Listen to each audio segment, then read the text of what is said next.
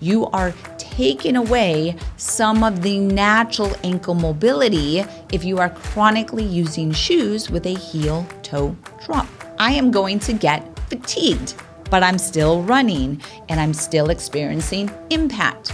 You cannot simply wear the minimal shoe as the way to strengthen the foot.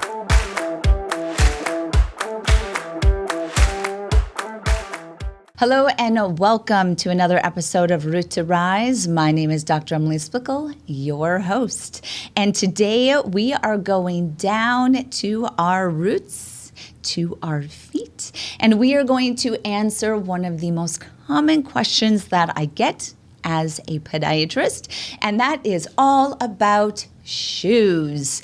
Which are the best type of shoes for different activities, maybe for your foot type? Should everybody be wearing minimal shoes? Or what's up with these rocker-based shoes and super shoes?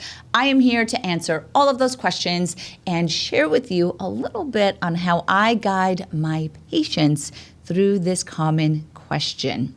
So now when we think about shoes, I want you to be thinking about their role is not to change the innate natural function of the human foot. That is absolutely why I love barefoot training. Taking off the shoes is to really tap into the natural innate strength of the human foot. Footwear is an additive to that to either enhance that existing natural strength that you know how to tap into, or if not, definitely check out my videos on how to optimize your foot strength. It's also for certain athletic performance. Certain sports require specific footwear, or it could be to minimize stress based off of certain activities that I will share with you as well. So we are continuously bombarded with ads, experts, influencers. Everyone is talking about different types of footwear and trying to get you to wear their shoes. It can be extremely confusing. And a lot of people don't know which shoes to wear. They will look at someone that they trust, see what shoes they're wearing, and essentially think that that is best for them. So as we go into this, there are 3 questions I want you to ask yourself when you are considering footwear. First, what is your foot type? Do you have high arch, flat arch, neutral foot? What is your foot type? I will go into those basic foot types and what each foot type means. This will be high level just for the sake of simplicity. Second question I want you to ask yourself is, what is your injury history? Do you have a history of plantar fasciitis, Achilles tendon issues, ankle sprains? Do you have neuromas, bunions, hammer toes? So just what is that injury history? And then the third question, which is very important, is going to be, what are the demands that you are going to place your foot under? The shoes that I recommend to someone running a 5K is very different than the shoes that I would recommend to a nurse standing on their feet for 10 hours on a hospital floor. Very different answers for these. So again, those 3 questions are, what is your foot type? What is your injury history? And then what are the demands in which you are going to place your foot under? And your shoes can change for all of those different activities. So here we go. Let's start to tap into question number 1, which is your foot type. This will always be your first question, your foundation. Of course, your foot type, your foot posture is laying the foundation to your functional movement, how you're going to relate to the ground, how you relate to ground reaction forces, and it'll talk to the rest of the body higher up as far as postural alignment, core stabilization, glute engagement. So when it comes to foot types, we're going to break it down into 3 main foot types, and this is going to be a scale because everything is going to fall in between these extremes. On one end, you are going to have your flat foot, which flat foot actually doesn't tell you anything, and it's a word that I typically don't like using.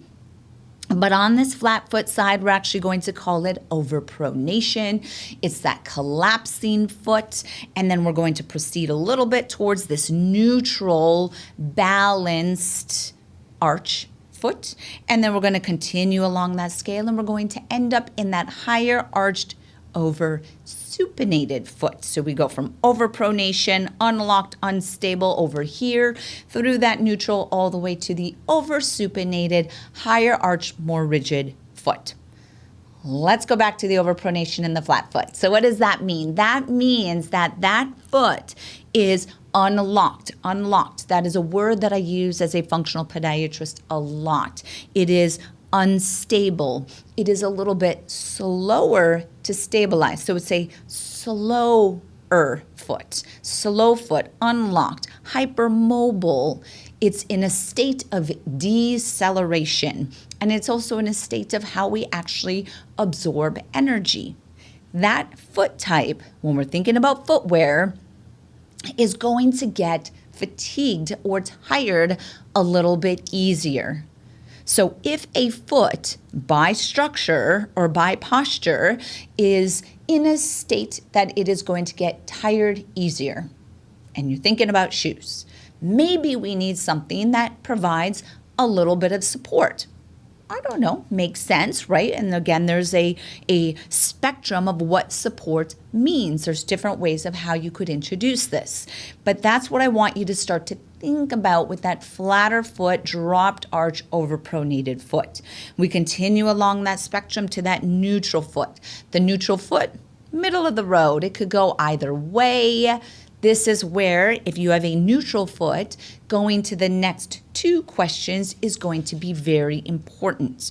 We cannot decide footwear simply off the basis of foot type. Remember, we got two more questions. Okay, we're continuing along that spectrum over to the overly supinated, higher arched, rigid foot.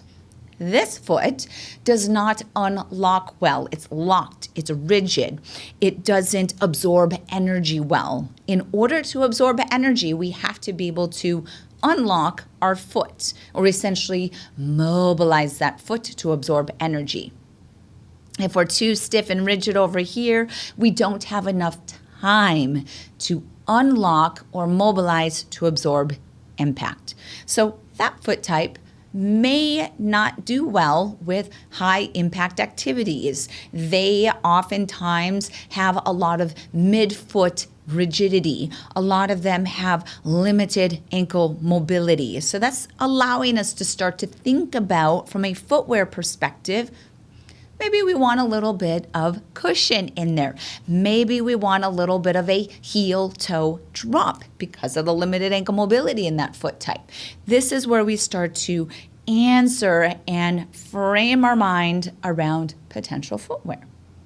But as I said earlier, you cannot answer just that first question and know which shoes to go with, because we have to go to the second question, which is going to be around injury history.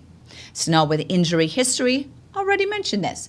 Do you have a history of plantar fasciitis, Achilles tendonitis, maybe plantar fasciosis? So we are in a chronic state. That's actually very, very different. History of ankle sprains. Maybe we have neuromas, bunions, hammer toes, etc. We are needing to navigate and guide our footwear recommendations based off of that. Now, if I'm working with a patient who has long-standing plantar fasciitis, maybe it's in a flared-up state, I will oftentimes deviate towards more support. And the reason is that I'm trying to navigate that tissue injury.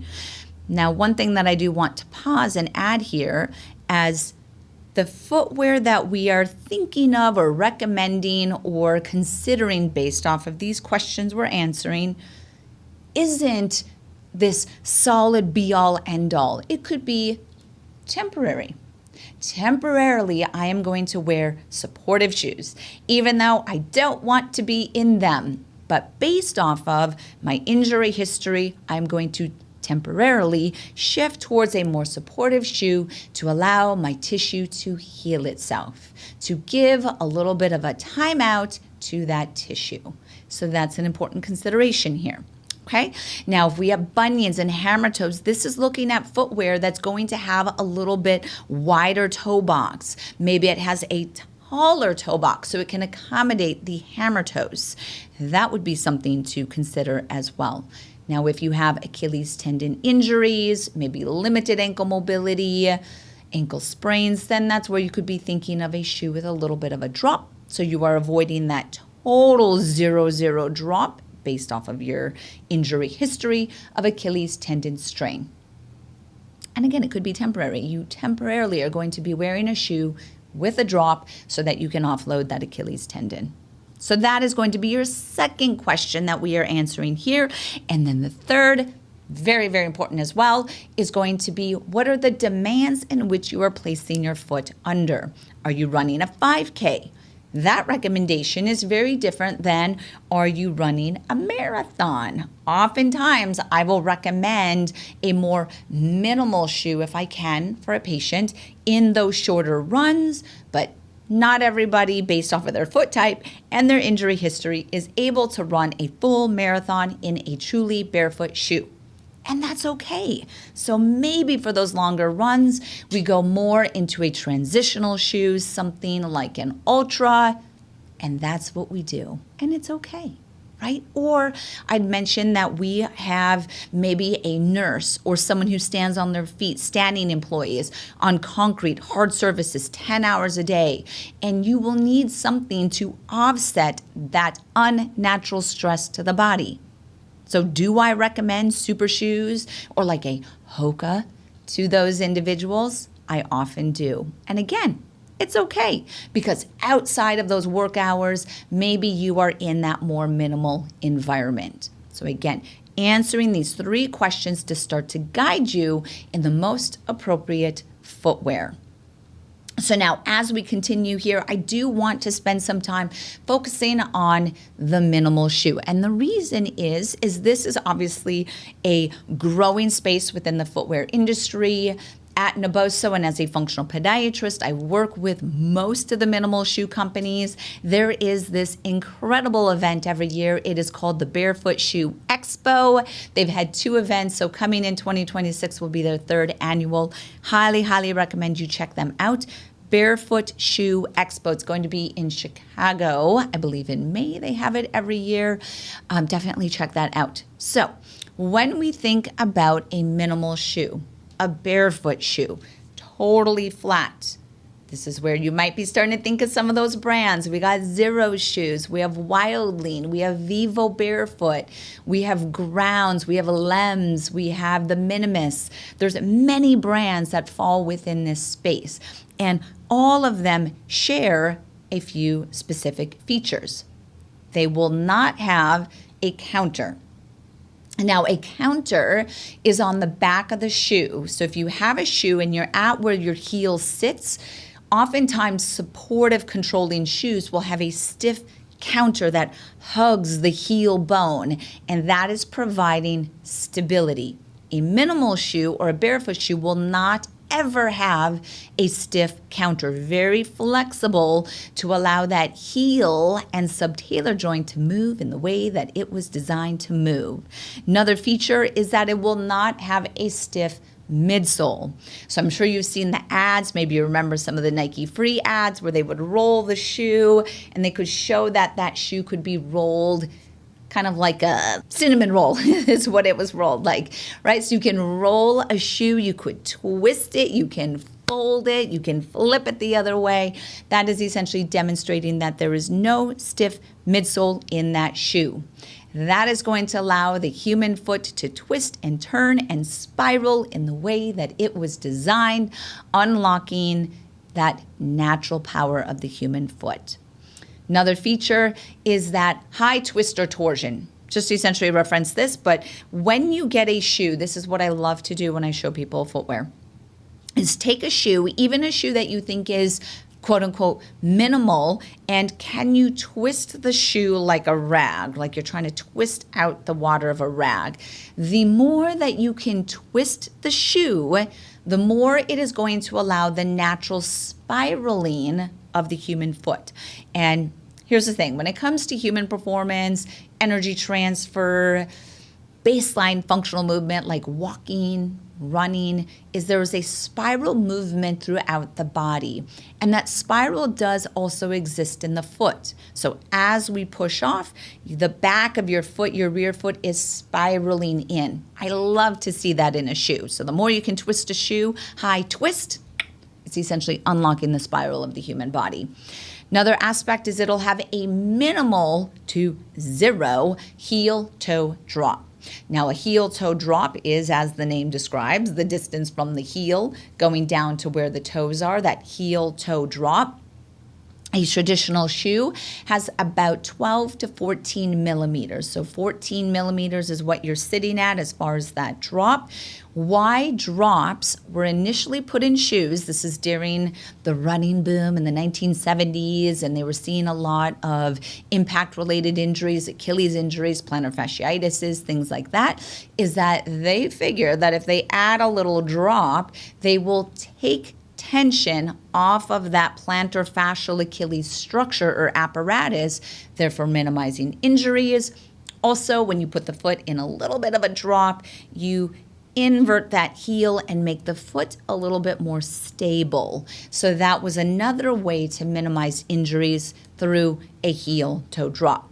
Now, the flip side of that is as you add a heel-toe drop to a shoe, what if you don't need a heel-toe drop? You are actually feeding a tightness into that posterior chain. You are taking away some of the natural ankle mobility if you are chronically using shoes with a heel-toe drop. Think of it like a little high heel, right? So that's where a big part of the minimal shoe boom was focused around.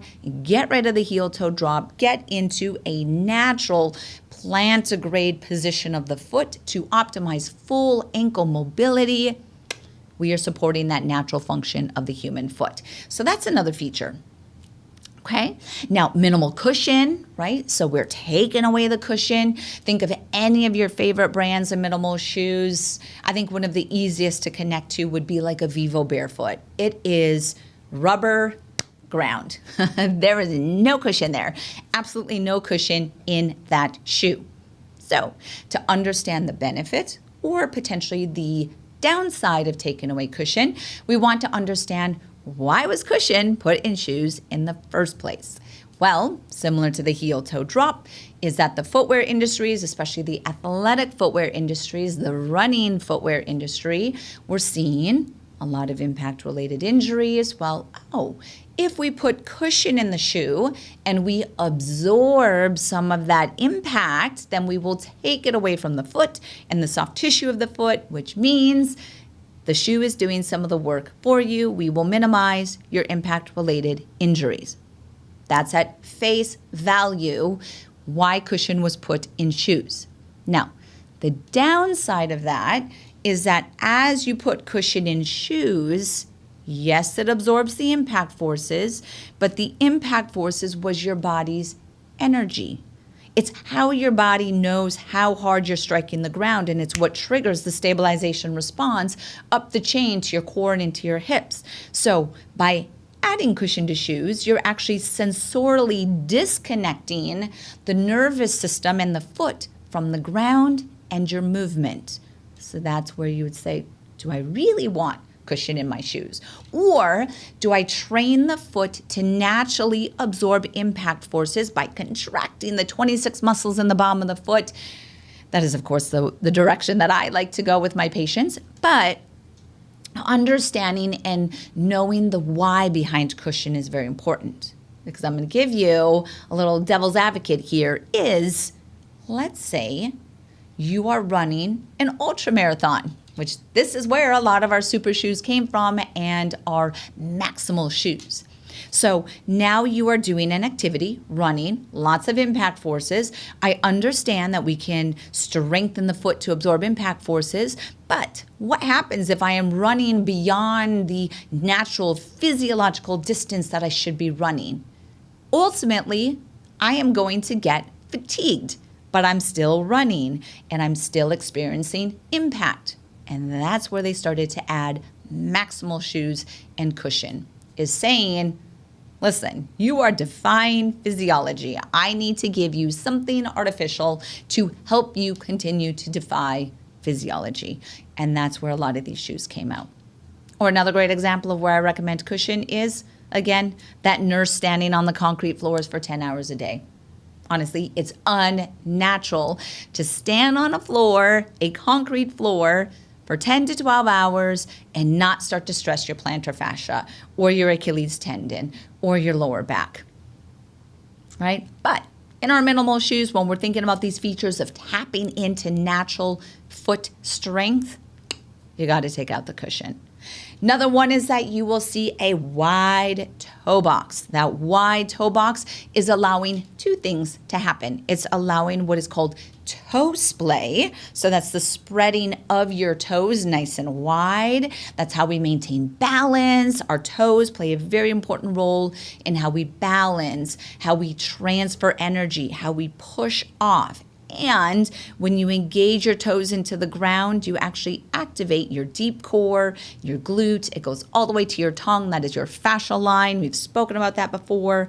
But natural optimal foot function is associated with long, straight, wide, spread out toes. Now, the second feature that it allows to be unlocked or tapped into is called metatarsal splay. This is different than toe splay. Toe splay, as the name says, is literally the toes spreading.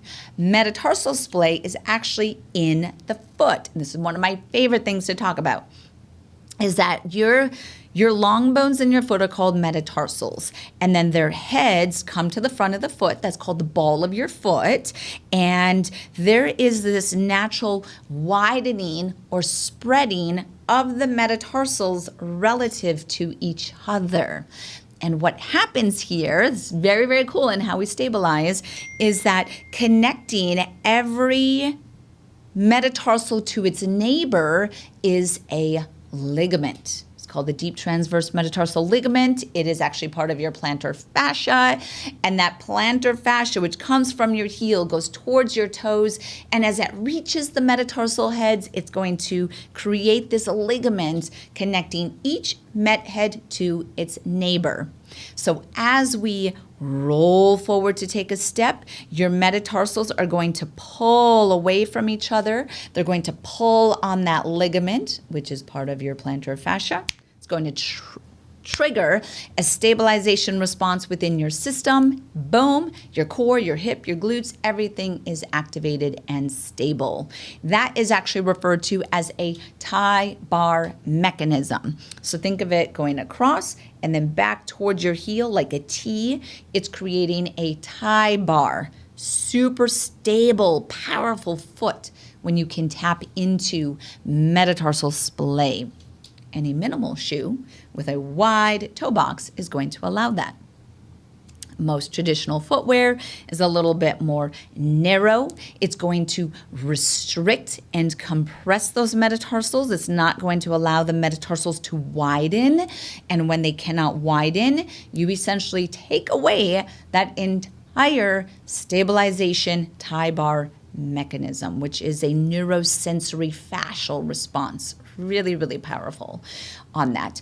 That's also how you get neuromas. So a neuroma is based off of a compression of your metatarsal heads from shoes that are essentially restricting that metatarsal splay. So really, really powerful. I do want to share one last quick fun fact in relation to this is that when we think about walking, human movement, the gait cycle, the point of the gait cycle where your foot actually is its widest, right? So when is your foot widening to become its widest? That is happening as you roll forward and you are in a push-off position or a lever. Now, if everyone, as you're listening, just kind of think of this, imagine a foot, or if you could do it, and do a little calf raise. Just lift your heels. And if you look down at your foot, that high heel position your foot is in right now, that is called a rigid lever. That position of the human foot, rigid lever, is when your foot is actually its widest. That is when we need metatarsal splay happening to create stability. Now, as your foot widens an average of 5 millimeters. So when you look at your shoes, if your foot is flat and you're not walking around, you need to have a buffer of 5 millimeters in that forefoot. Or guess what? As soon as you start moving, you're going to compress that foot. You're not going to get that natural widening. So that's a fun fact as far as you're looking at the fit of your shoes. Now, one last aspect of a minimal shoe that you'll often see in them is they're super flexible materials, right? They're breathable, they're stretchy, they're trying to accommodate for the uniqueness of the shape of the human foot, that wide, maybe there's a bunion, that's okay, they want to accommodate it. Maybe there's some contraction of the digits, they want to accommodate that as well. So I'm gonna give you a quick recap of that minimal shoe. Meet the minimal shoe. These are the features of what you can expect. We got no stiff counter. We have no stiff midsole, high twist, minimal to zero heel toe drop, minimal to zero cushion. We have a wide toe box and we have a flexible upper. So can you tolerate that minimal shoe? That's essentially the question, right? And does it match your foot type? Does it match your injury history? And does it match the activity or the demands in which you're going to put your foot under? That's really part of our question, right? So now when we're thinking about those minimal shoes, where I recommend these to my patients. Now, high level, if I could get every patient into a minimal shoe, that would be my goal. I do want people to know that as a functional podiatrist, I truly believe in the purpose and the role that minimal shoes have when it comes to functional movement, activities, optimizing the foot, okay? So, but again, having that caveat to that, of course, because I see also all the injuries that happen, is that I say that understanding that certain foot types, certain injury histories, and certain demands or activities just are not designed to tolerate that minimal shoe.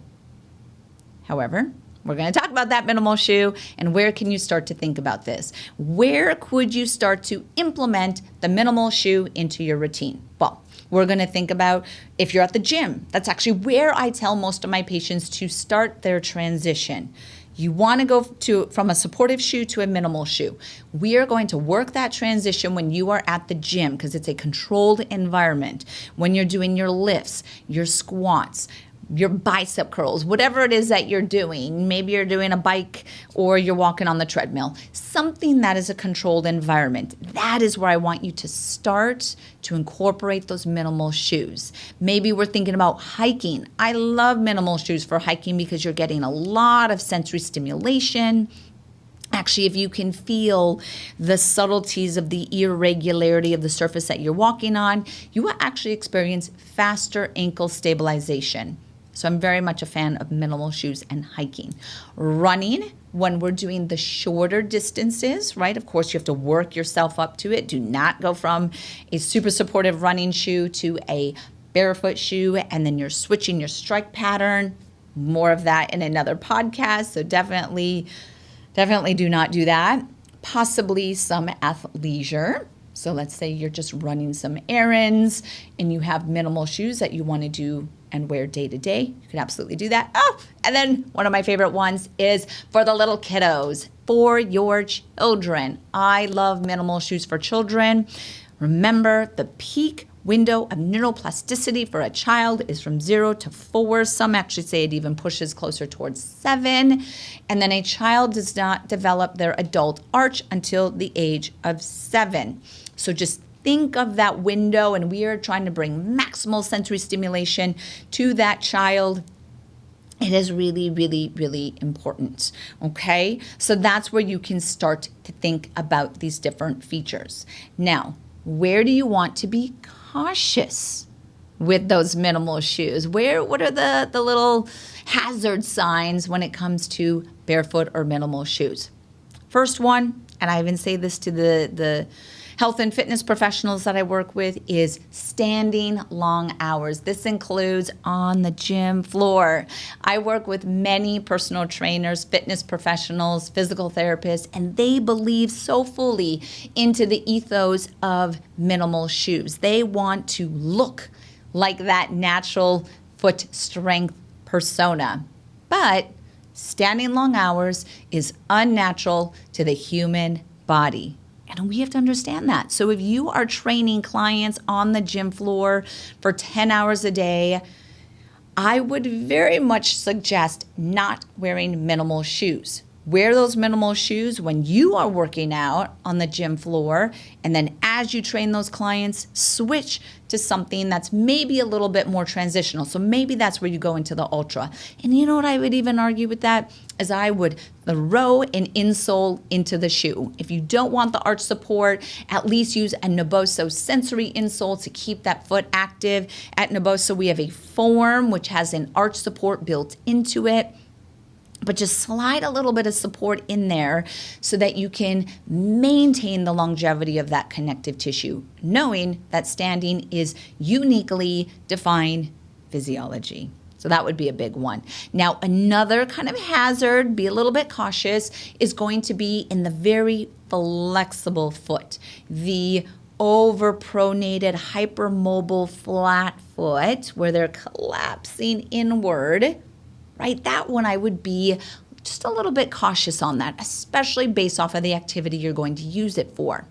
Maybe you're standing and lifting at the gym. Okay, maybe we tease that. But if you're going to run and you have a hypermobile flat foot, I give a little bit of a caution sign on that. Listen to the body. Maybe you could use the minimal shoes and throw an arch support in there, and that's totally fine. That's okay. You can still wear a zero shoe or a Vivo barefoot and put an arch support into it. Totally fine. I do it all the time for patients. Another one where we want to be a little bit cautious is you have active plantar fasciitis, Achilles tendonitis, post-tib tendonitis, any itis pain in the foot. Be cautious of wearing those minimal shoes. We need to give the body that little time out so the tissue can heal. We're trying to get control of the situation. And then once that resolves and quiets, you can go back to your minimal shoes. And then the last one would be running or doing some activity without the proper neuromuscular stabilization control. Now, what I do want to share on that one is that there was a research study done by the University of Liverpool on minimal shoes. They actually looked at Vivo barefoot, and the subjects wore Vivo barefoot for, I believe it was 6 weeks, and 6 to 8 weeks. And after that period, they noticed a hypertrophy of the intrinsics and an increase in toe flexor strength. So that's essentially saying wearing minimal shoes was an effective method to strengthen the foot. Boom. Check it, love it, take that research and use that, right? However, what I would add to that, which is very important, is even though there's research showing that wearing minimal shoes strengthens the foot, I do not rely just on wearing minimal shoes as the way to strengthen the foot. This is very important when you are transitioning from a supportive structure and you are new to the minimal shoe space. To transition from supportive shoes to minimal shoes, you cannot simply wear the minimal shoe as the way to strengthen the foot.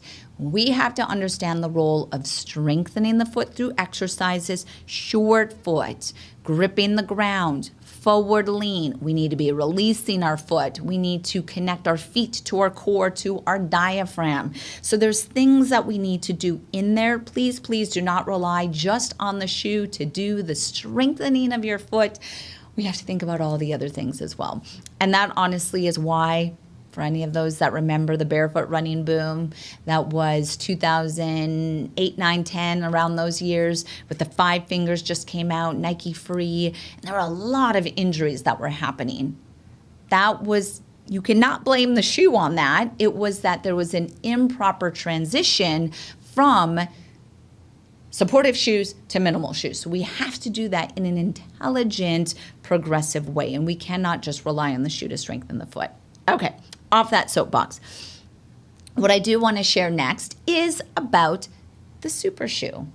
You gave some attention to the minimal shoe. Of course, I absolutely love that one. That is going to tap into that natural foot strength. But because I want you to fully understand all of these options that exist in the footwear space, is we have to talk about the super shoe. This is where you're going to look at the Nike Vaporfly. This is where you're going to see the Hoka, any of these maximal shoes that have a carbon fiber inner lay in them. So let's take Hoka, because that's the most well-known and probably most commonly worn one. So in the Hoka, most models have a stiff 4-foot rocker. So there's a carbon fiber inner lay with a 4-foot rocker that when you wear that shoe, you will roll through the shoe, not through your MPJs.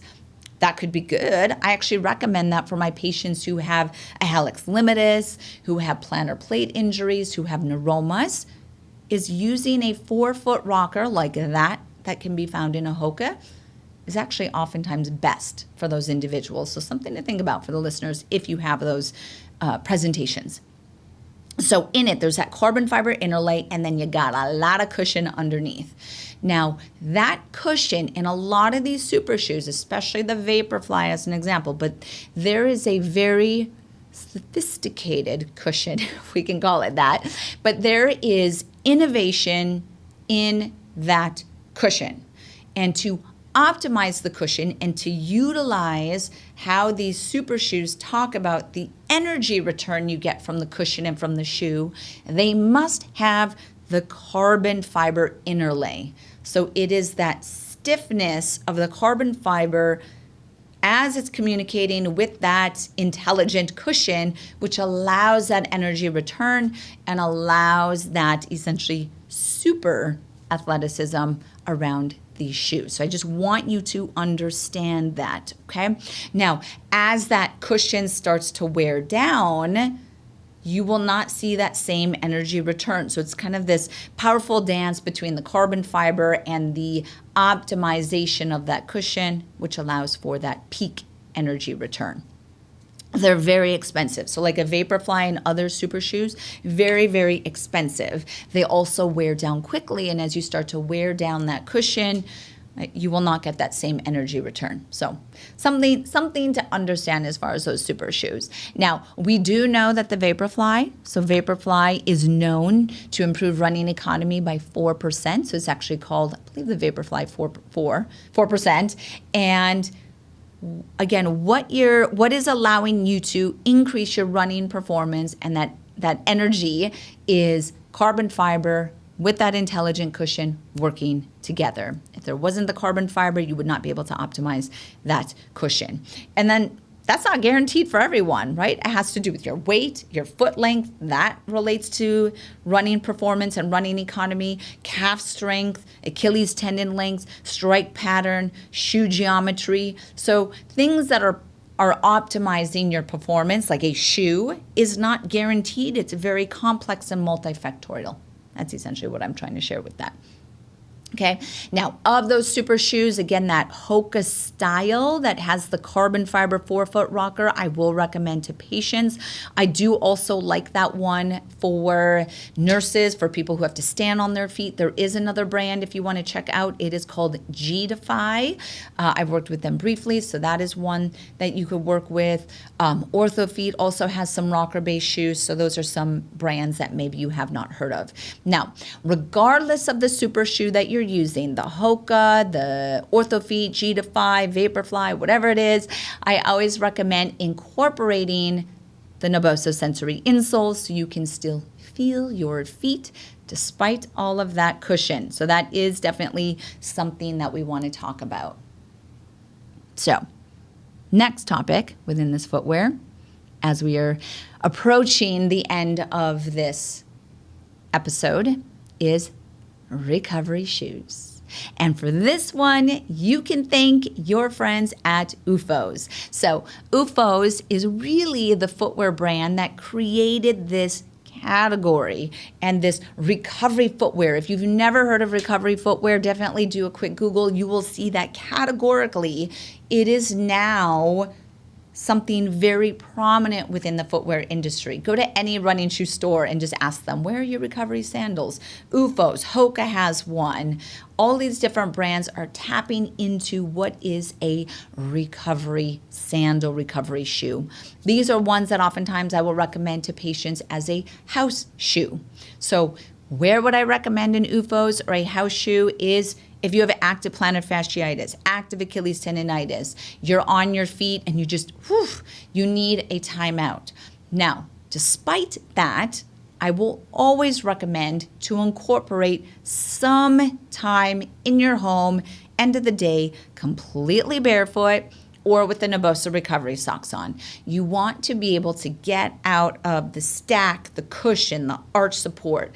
You want to be able to spread and splay and feel and connect and mobilize that foot as much as you can. So again, everything is within balance. If you're going to wear those recovery shoes, still please incorporate some barefoot, no shoe time. And then of course, add in those Nabosa recovery socks to get some of that neurosensory stimulation and circulation benefit, and you're checking all those boxes. So when we think of a structured shoe, because we spoke about minimal shoes, we spoke about super shoes, we spoke about recovery shoes. The last area that we want to talk about is, what if you are 70 years old and you got a lot of midfoot arthritis, you got a bunion that is painful, you have hammer toes that are just so sensitive? What are your footwear choices? So this is where we are looking at what used to be referred to, or is still referred to, is orthopedic shoes. Now, orthopedic shoes does not sound that attractive, but these are shoes that are essentially accommodating a lot of the unique features of the aging foot and providing them with the support and, again, the accommodation for their unique foot shape, sizes, changes, widths, and various arthritides. So for here, there's a brand that I work with called OrthoFeet. OrthoFeet is a wonderful brand that is in this supportive, we'll call it orthopedic footwear space. And for here, if you have arthritis, it can be very painful to find footwear that provides sufficient support. If you, of course, have any of your plantar fasciitis, if you have neuropathies, very important here. A lot of these shoes can accommodate braces like an AFO or an ASO or a CMO. If you have any of these, you know exactly what those stand for, but it could be accommodating for orthotics, for an ankle brace, for a foot and ankle. Let's say you have foot drop and you have what's called an AFO, an ankle foot orthoses, is that it will accommodate for that. A lot of these footwear is going to allow where there's different kind of locking mechanisms on it. Doing laces, especially if you have arthritis in the hands, can be very, very painful and difficult. So they have different straps that come on. And then OrthoFeet actually has this patented slip-on technology where they slide their foot into the shoe.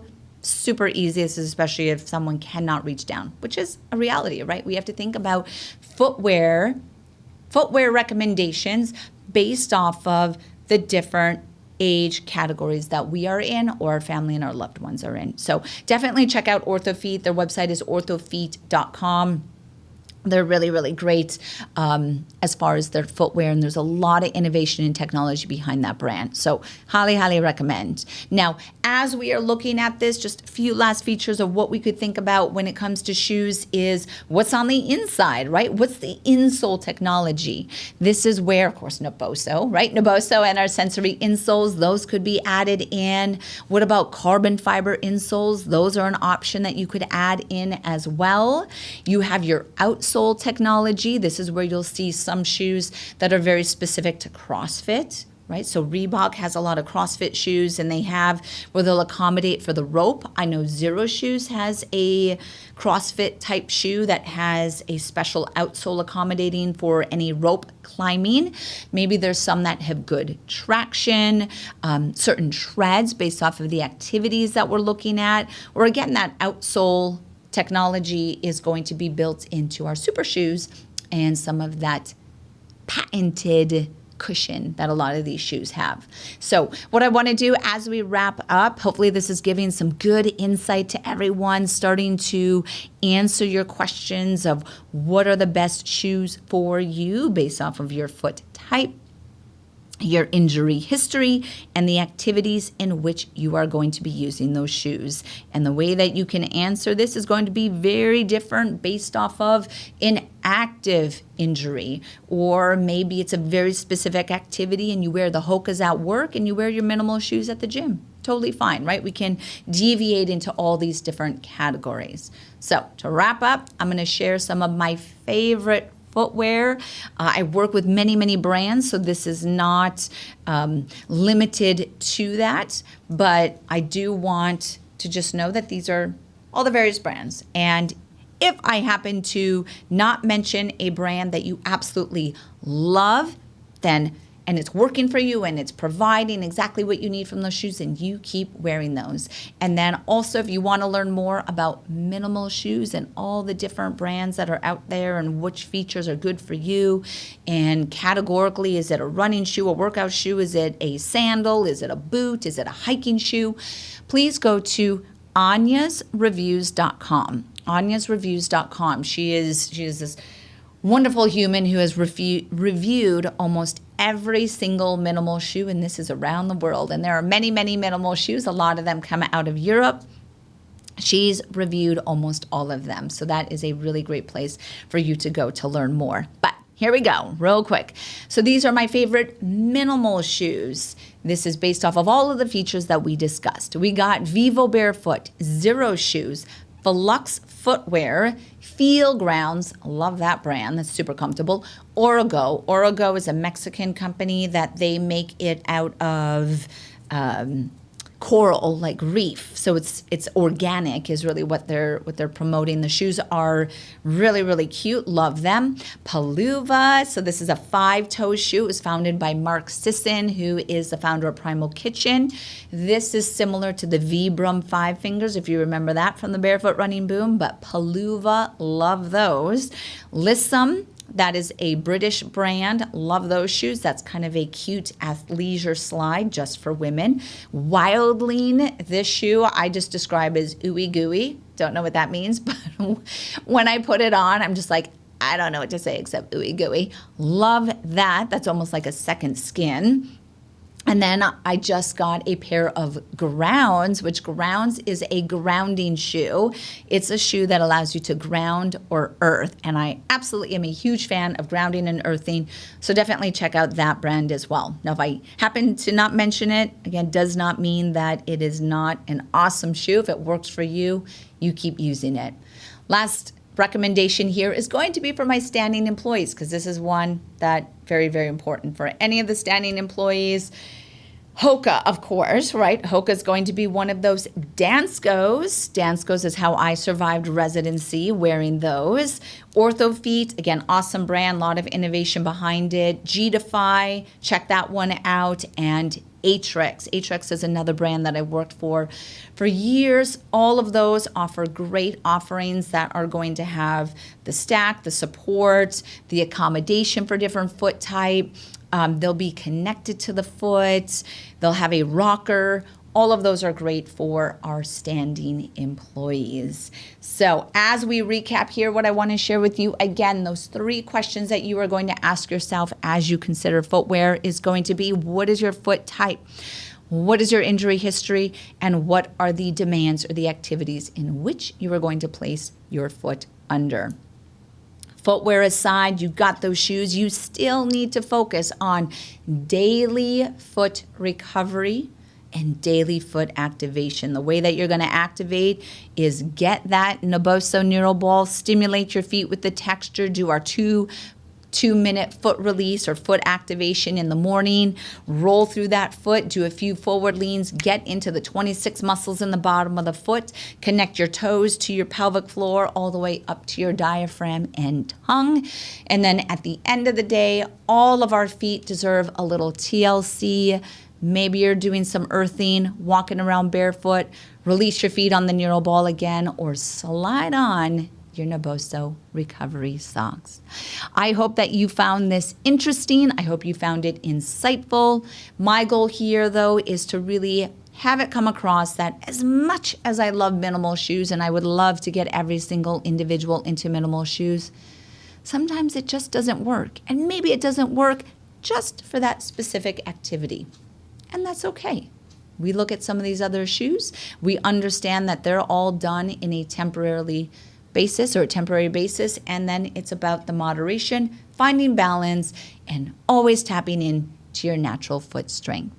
Thank you guys so much, and I hope to see you on another episode of Root to Rise.